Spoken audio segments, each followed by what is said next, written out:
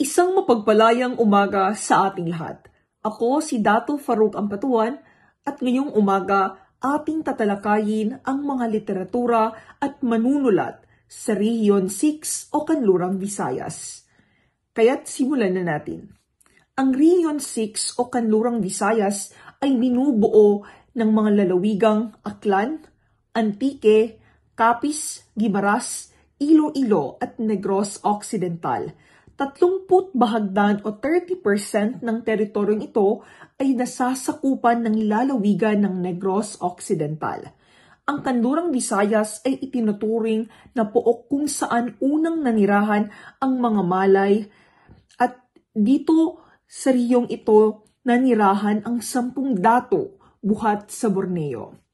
Ang unang pinagkakakitaan o kinabubuhay ng mga tao rito ay ang pangingisda at pagsasaka. Ang mga mamamayan ng Rehiyon 6 ay masayahing mga tao. Ang musika ay bahagi ng kanilang buhay, kaya't maraming mahuhusay na mga awit at musikero ang rehiyon na ito. Sa ugali naman, masasabing ang mga taga Rehiyon 6 ay pawang masisipag at masisikap sa sarili.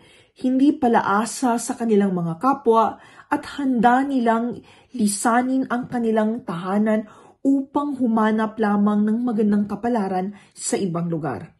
At sa kanilang pamumuhay, higit nilang pinapahalagahan ang kasalukuyan kaysa sa darating pang bukas. Ang ipinupuri anak ng Rehiyon 6 ay ating ikatlong Pangulo sa Pilipinas na si Presidente Manuel A. Roxas. So mauna tayo sa pagtalakay sa anong meron sa lalawigan ng Aklan. Ang lalawigan ng Aklan o Mindoro at Aklan ang tawag ng mga katutubo sa pook na ito.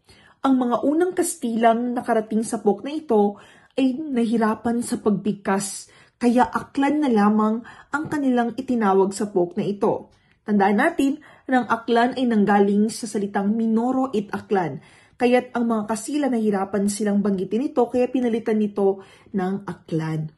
Noong Abril 25, 1956, nilagdaan ng noong Pangulo na si Ramon Magsaysay ang tuwirang paghihiwalay ng Aklan at Capiz sa pamamagitan ng Act number 1414 at Proclamation 90. So tandaan natin, noong Abril 25, 1956, nilagdaan ni dating Pangulong Ramon Magsaysay ang Republic Act Building 1414 at Proclamation number 90 na ang paghihiwalay ng Aklan at Capiz. Ang ati-atian ay isang pangkulturang pagdiriwang na ikinapupuri ng mga taga-Aklan. Tandaan natin na ang Ati-Atian Festival ang ipinagdiriwang na kultura sa Aklan o sa lalawigan ng Aklan.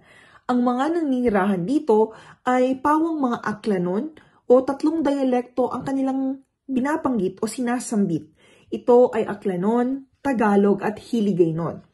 Ang mga pinagkakakitaan dito ay ang pangingisda, pagsasaka at gayon din ang pagmimina. Ngayon, dumako tayo sa lalawigan ng Antique.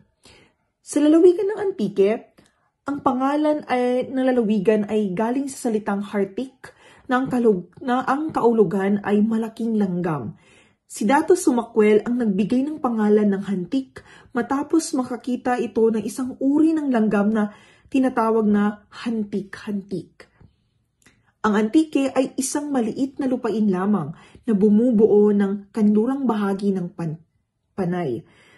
At pawang mga Bisaya lamang ang mga mamamayan na meron sa Antique. Kaya't ang kanilang pinagkakakitaan ay pagmimina, pangingisda at pagsasaka.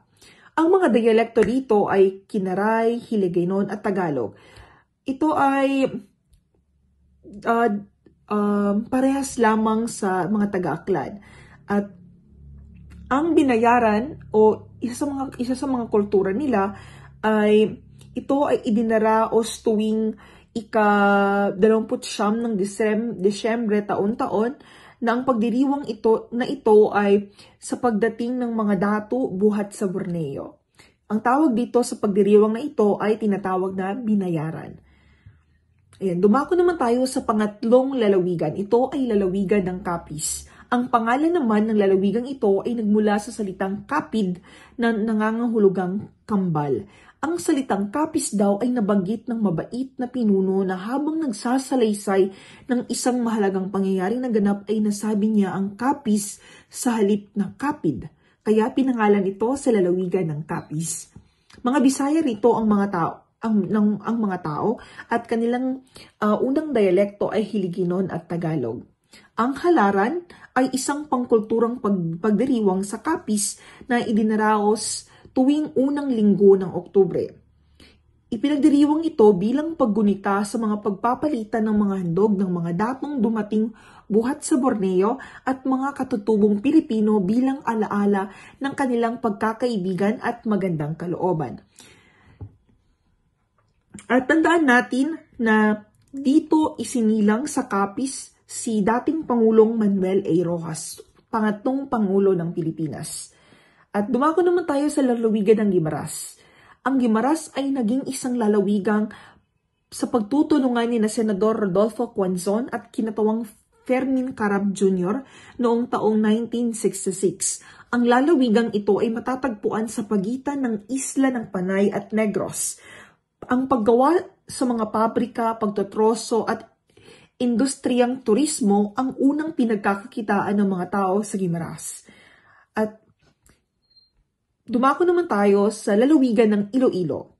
Ang Iloilo, ang naging lalawigan ng Guimaras ay nanggaling sa bahagi ng lalawigan ng Iloilo.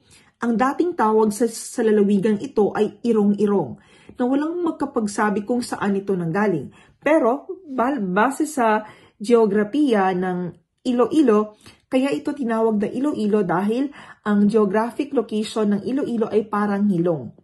Kung titingnan niyo sa mga mapa ninyo, ang geographic location ng Iloilo ay parang mga ngilong natin.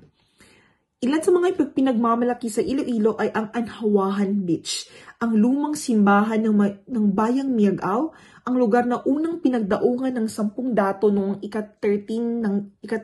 ika-13 siglo sa bayan ng San Joaquin.